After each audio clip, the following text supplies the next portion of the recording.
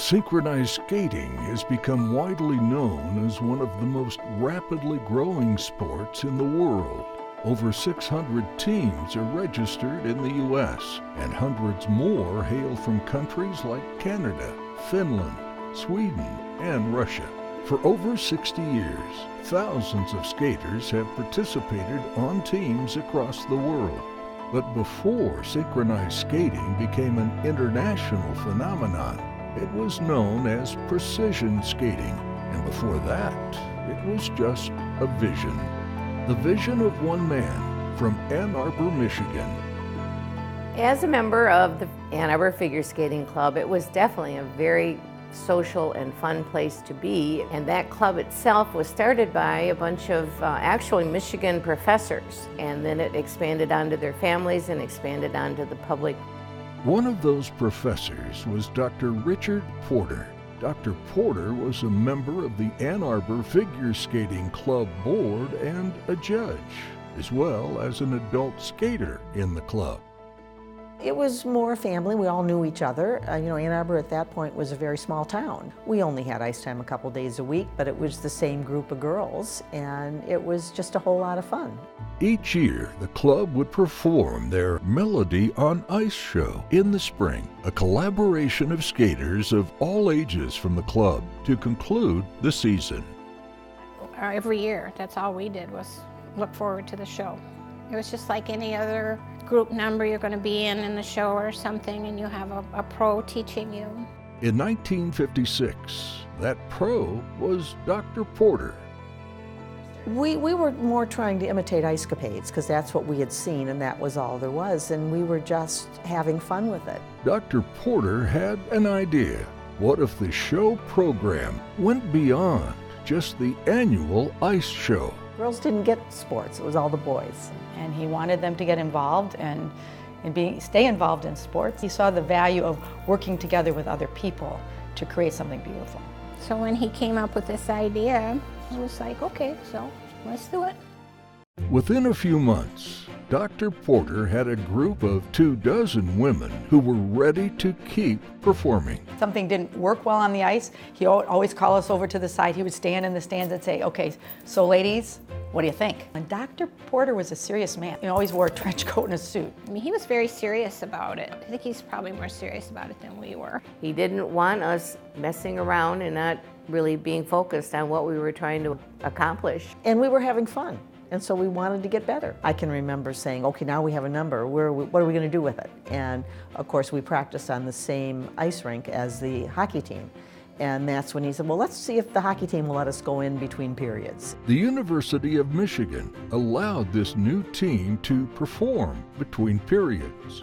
The girls donned blue wool dresses with the Mays Michigan M emblem pinned on the front.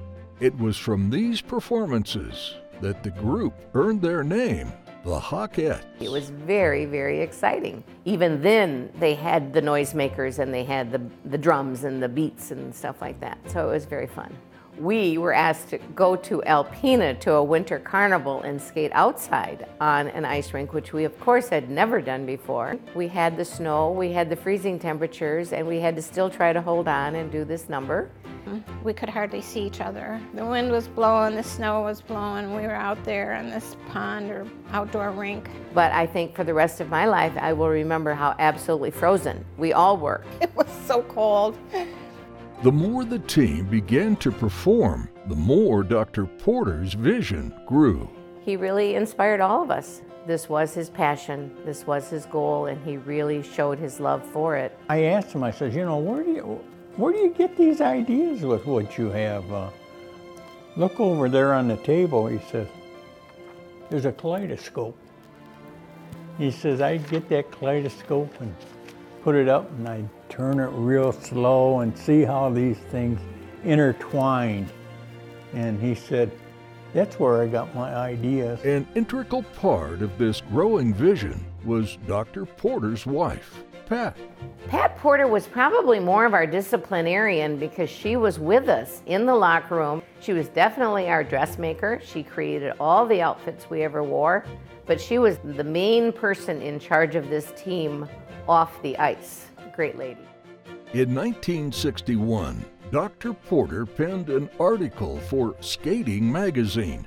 He wondered, could competition be possible for this style of skating? 10 years later, Porter would get the chance to find out. We're at a tri-state meeting, annual meeting. There was a gentleman by the name of Dr. Brown from the Ann Arbor figure skating that was in attendance at that meeting. And after the meeting, he came up and said, you know, you ought to talk to Dr. Porter in Ann Arbor. He has a team that's doing things, and it may be interesting to get with him and see about doing something competitively with a team. And so that's what we did. We started our very first competition with just 3 teams, Ann Arbor and Port Huron and Wyandotte. Of course, we had to start from scratch. We met with Dr. Porter, trying to come up with what should be the right rules and the regulations. The competition was a success. Individual skaters who had traveled from Canada for the competition saw this new discipline and began discussions of starting a team of their own. Man, they took that and they took off like wildfire. Canada began to host competitions of their own. Teams in the U.S. continued to develop. Original Hockette member Peggy McDonald began one of those new programs in Fraser, Michigan. In 1984, precision skating took its first major step. 1984 in Bowling Green, Ohio was going to be the first nationals, and we certainly knew we wanted to be a part of it, but we wanted to also be the best we could possibly be. We really had a mission to accomplish. 38 teams participated at that event. The Fraserettes of Fraser, Michigan became the first precision team national champions. I was, of course, elated beyond belief because this was something I started as a young girl. And the ISU officially recognized precision skating as figure skating's 5th discipline in 1994. To give this discipline a more global appeal, the name was changed to synchronized skating. Precision didn't exist in all languages, but synchro does.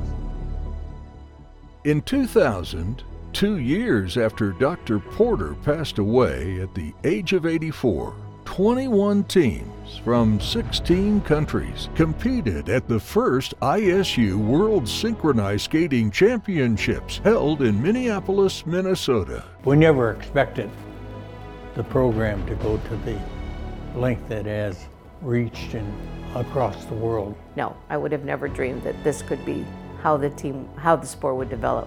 If I'd had a crystal ball, would I have ever predicted this? No, but I'm so delighted. There's a Thanksgiving in my heart, and I'm sure the hearts of each of those individuals, that has been carried on today, and it's moved forward. It's never moved backwards. I'm just grateful to him. I feel very grateful.